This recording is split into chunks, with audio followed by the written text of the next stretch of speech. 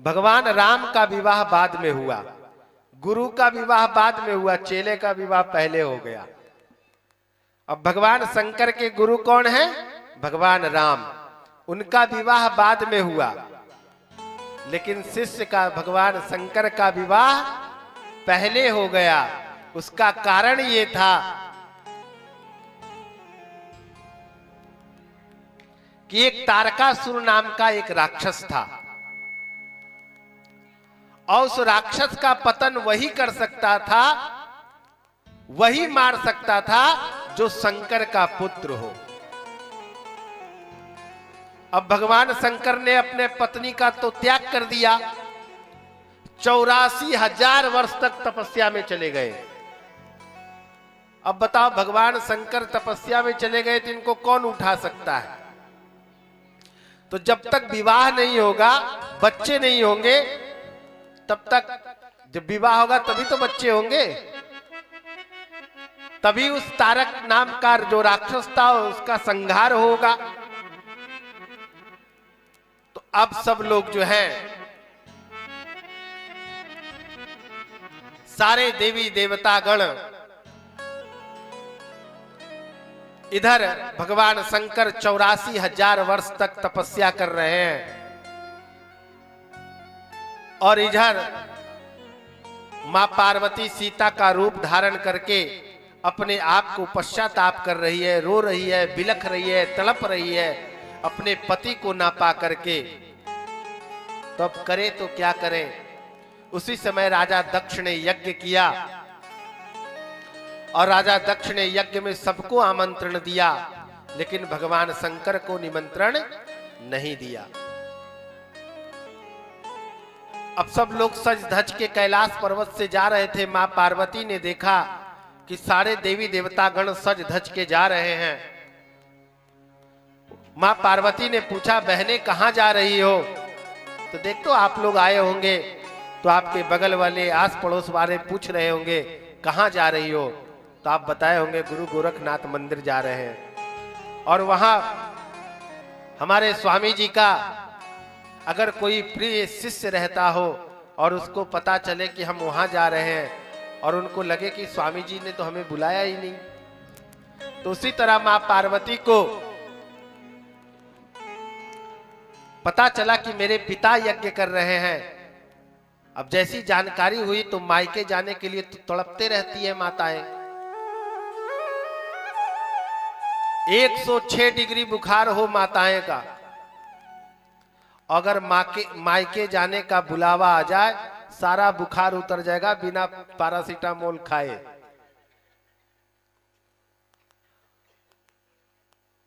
और अगर मायके का एक कुत्ता भी आ जाए महाराज, तो उसको घी लगा करके चुपड़ के रोटी खिलाएगी, इतना प्रेम होता। बुढ़ापे में भी, बुढ़ी भी हो जाए, और आदमी की तो बात छोड़ दो, कोई भी उसके मायके से चले आए, पति को भले सूखी रोटी खिला देगी, लेकिन अगर मायके का कोई आया है तो उसको तो बिना घी लगाए रोटी खिला ही नहीं सकती महाराज, इतना प्रेम। और कोई बहाना चाहिए माताओं को अपने मायके जाने का, तो इसीलिए तो मैं कहता हूं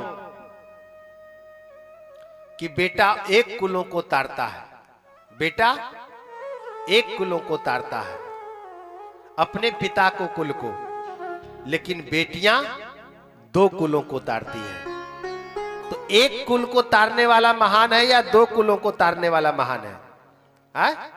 2 कुलों को। कौन कौन? अपने पिता कुल को और अपने ससुर कुल को, 2 कुलों को तारने वाली है। और बेटा तो भाग्य से मिलता है, लेकिन बेटियां परम सौभाग्य से मिलता है। इस संसार का जो बड़े सौभाग्यशाली व्यक्ति होते हैं, उनको बेटियां प्राप्त होती है। और आज मैं देख रहा हूं इस संसार में जितने भी उच्च शिखरों को प्राप्त कर रही है, वो हमारी बेटियां ही प्राप्त कर रही है। बेटे सब पिछड़ते जा रहे हैं। और जितना माँ बाप का ध्यान बेटी रख रही है उतना बेटे नहीं रख रहे हैं। ये आज के समय में सत्यता है। कारण बेटे को आप सर पे जारा चढ़ा करके बिठा रखे हो। और हम लोग भी भेदभाव करते हैं। आजकल तो देखते हैं लोगों का, अब तो थोड़ा सा परिवर्तन आया है लोगों में कि बेटे को पढ़ाएंगे प्राइवेट स्कूल में और बेटियां को पढ़ाएंगे सरकारी स्कूल में। लेकिन भगवान की ऐसी कृपा होती है कि प्राइवेट वाला स्कूल में बेटा पढ़े गए वो कुछ नहीं कर पाता है, लेकिन बेटियां मेहनत परिश्रम और लगन से सरकारी स्कूल में पढ़ करके आज आईएएस, आईपीएस, इंजीनियर, डॉक्टर और नए नए कीर्तिमान को हासिल कर रही है। हमारे यहां कभी भी बेटे और बेटियों में भेदभाव नहीं किया जाता था। और बेटियां तो शक्ति स्वरूपा है महाराज, सारे 9 देवियां उसमें विराजती है।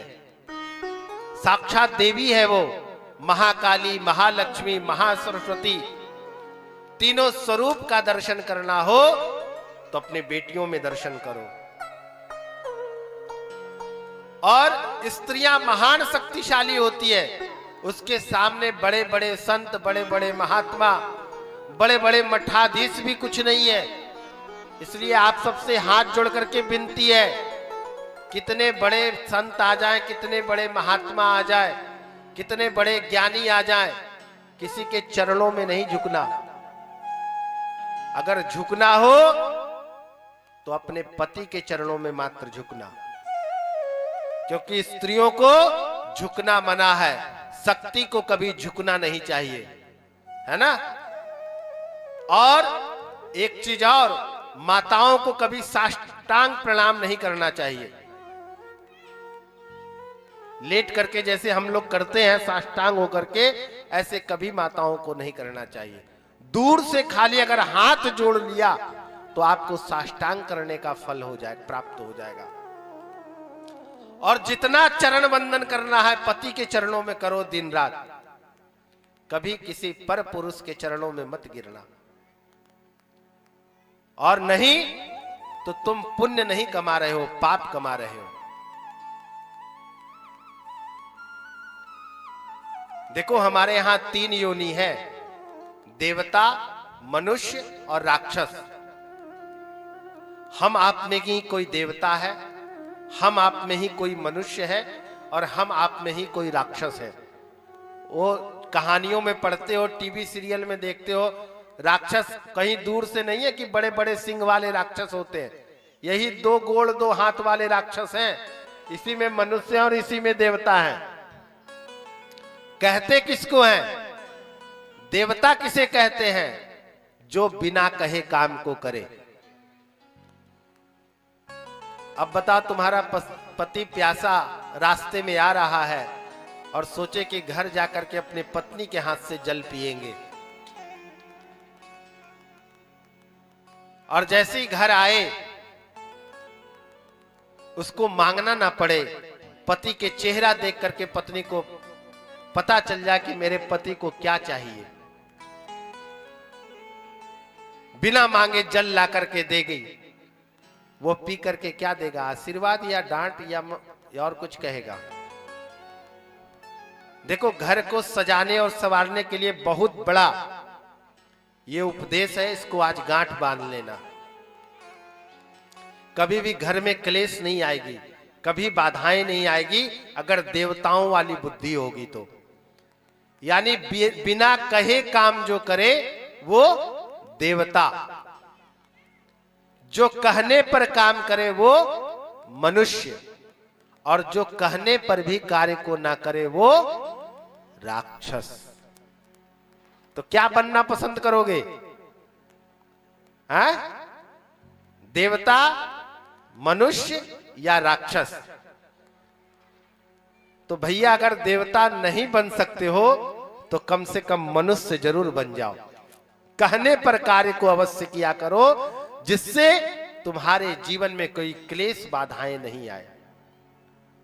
अब बताओ, बिना मांगे जल लाके दोगे पति को तो हृदय से आशीर्वाद दोगे, मांगने पर कहेगा कि एक गिलास जल ला करके दे, तो आजकल फॉर्मेलिटी होती है ना, थैंक यू, धन्यवाद, वो भी ऊपर मन से ही देगा, जैसे तुम कहने पर कर रहे हो।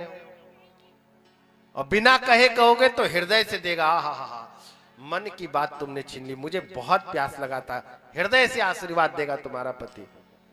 और कहे पानी लेके आओ और उसके बाद भी ना लेके आओगे तो वो घर में क्या होगा, शांति रहेगी या अशांति फैलेगी? अशांति फैलेगी।